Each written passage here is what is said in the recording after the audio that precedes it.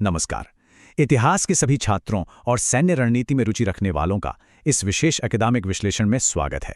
आज के इस एक्सप्लेनर में हम इतिहास की कोई आम पुरानी कहानी नहीं दोहराने वाले हैं, बल्कि आज हम 1576 के उस मैदान में चलेंगे और एक बेहद जटिल सैन्य रणनीति का गहराई से ऑपरेशन करेंगे। हल्दी घाटी, एक ऐसा नाम जो हम सबने सुना है, लेकिन आज हम इसे एक मिलिट्री केस स्टडी की तरह देखेंगे। कैसे एक छोटी सेना बहुत कम संसाधनों के साथ एक विशाल साम्राज्य से टकराती है। चलिए शुरू करते हैं। तो चलिए सीधे मुद्दे पर आते हैं। स्क्रीन पर जो कोट है, स्वतंत्रता सौदे की वस्तु नहीं होती, ये कोई सामान्य भावनात्मक डायलॉग नहीं है। ये एक बेहद कठोर जियोपॉलिटिकल स्टैंड था। महाराणा प्रताप का ये एक स्पष्ट विचार था, जिसने उस समय के दो सबसे बड़े साम्राज्यों के बीच एक भयंकर और अपरिहार्य टकराव की नींव रखती थी। इसी एक उसूल की वजह से समझौते के सारे कूटनीतिक रास्ते हमेशा के लिए बंद कर दिए गए थे। आज का हमारा ये लेक्चर मुख्य रूप से इन 5 बिंदुओं पर केंद्रित होगा। हम शुरुआत करेंगे 1576 के व्यापक रणनीतिक संदर्भ से, फिर देखेंगे कि युद्ध क्षेत्र के भूगोल को कैसे हथियार बनाया गया, उसके बाद सैन्य संरचना, एक बेहद नाजुक डिकॉय ऑपरेशन, और अंत में कैसे ये संघर्ष एक लंबी गुरिल्ला युद्ध रणनीति में बदल गया। तो शुरुआत करते हैं हमारे पहले मॉड्यूल से, 1576 का रणनीतिक संदर्भ यानी संप्रभुता की रक्षा। इस ऐतिहासिक टकराव का सही और निष्पक्ष विश्लेषण करने के लिए हमें उस समय के दिल्ली और मेवाड़ के जियोपॉलिटिकल माहौल को समझना होगा। उस समय मुगल सम्राट अकबर बहुत तेजी से पूरे भारत में अपना साम्राज्य फैला रहे थे। उनकी विस्तारवादी नीतियां चरम पर थीं, लेकिन जब बात मेवाड़ की आई तो नेतृत्व का रुख बिल्कुल अलग था। अकबर ने अधीनता स्वीकार करवाने के लिए कई कूटनीतिक प्रस्ताव और दूत भेजे, लेकिन मेवाड़ ने उन सभी को पूरी तरह से खारिज कर दिया। कोई समझौता नहीं। अब यहाँ एक बहुत ही अहम सामरिक तथ्य है जिसे हमें ध्यान में रखना चाहिए। मेवाड़ की सेना के अग्रिम मोर्चे पर यानी वैनगार्ड में मुस्लिम सेनापति हकीम खां सूरी अपनी टुकड़ी के साथ पूरी निष्ठा से लड़ रहे थे। ये सैन्य संरचना इस बात का पक्का सबूत है कि ये लड़ाई अपनी मातृभूमि और क्षेत्र को बचाने के लिए थी। ये कोई धार्मिक युद्ध नहीं था, जैसा कि अक्सर इसे गलत तरीके से पेश कर दिया जाता है। आगे बढ़ते हैं हमारे दूसरे और सबसे दिलचस्प पहलू की तरफ, एक हथियार के रूप में भूभाग का इस्तेमाल, द चोक पॉइंट। अब इस तथ्य के बारे में जो बात सबसे ज्यादा दिलचस्प है वो ये है कि मिलिट्री स्ट्रैटेजी में भूगोल या टेरेन एक फोर्स मल्टीप्लायर का काम करता है। खमनोर और बलीचा के बीच मौजूद हल्दी घाटी का यह संकरा दर्रा कोई संयोग नहीं था। मेवाड़ ने जानबूझकर इसे अपने बैटल ग्राउंड के रूप में चुना था। क्यों? क्योंकि इस चोक पॉइंट का सीधा सा रणनीतिक उद्देश्य था दुश्मन की विशाल सेना के साइज और उनकी मूवमेंट को पूरी तरह से बेअसर कर देना। एक संकरी जगह में कोई भी बड़ी सेना अपनी तादाद का पूरा फायदा उठा ही नहीं सकती।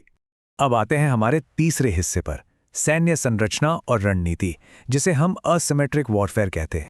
और ये बात यहाँ बहुत ही शानदार तरीके से साफ हो जाती है। इसे ही मिलिट्री साइंस में असिमेट्रिक वॉरफेयर कहते हैं, जहां एक छोटी सेना अपने विशिष्ट सामरिक लाभों का इस्तेमाल करके एक बड़ी सेना को चुनौती देती है। 18 जून 1576 को मैदान में 4:1 का भारी नुकसान था। एक तरफ 80,000 सैनिकों की भारी भरकम मुगल सेना अपने तोपखाने और हाथियों के साथ थी, और दूसरी तरफ सिर्फ 20,000 सैनिकों की मेवाड़ी सेना। लेकिन मेवाड़ के पास उस इलाके के अनुकूल तेज घुड़सवार और भील धनुर्धर थे।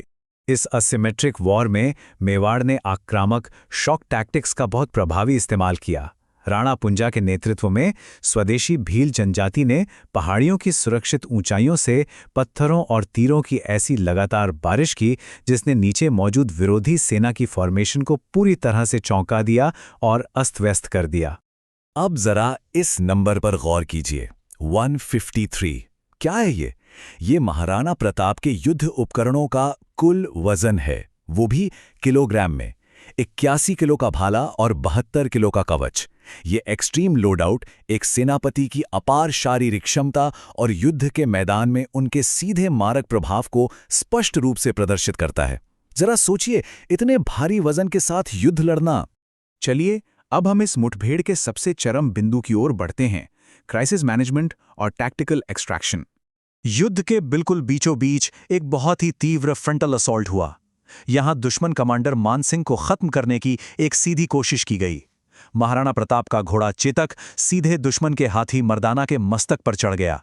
सैन्य शब्दावली में इसे डिकैपिटेशन स्ट्राइक कहते हैं। प्रताप के वार से बचने के लिए मानसिंह हौदे में छिप गया, जिससे उसकी जान बच गई, लेकिन उसका महावत वहीं मारा गया। चलिए आगे बढ़ते हैं और देखते हैं कि ये घटनाक्रम मिनट दर मिनट कैसे विकसित होता है। ये एक हाई वैल्यू टारगेट को रणभूमि से सुरक्षित निकालने का बेहतरीन कालक्रम है। देखिए, पहले चेतक का पैर हाथी की सूंड पर लगी तलवार से कट जाता है। कुछ ही मिनटों में प्रताप दुश्मन सेना से पूरी तरह घिर जाते हैं।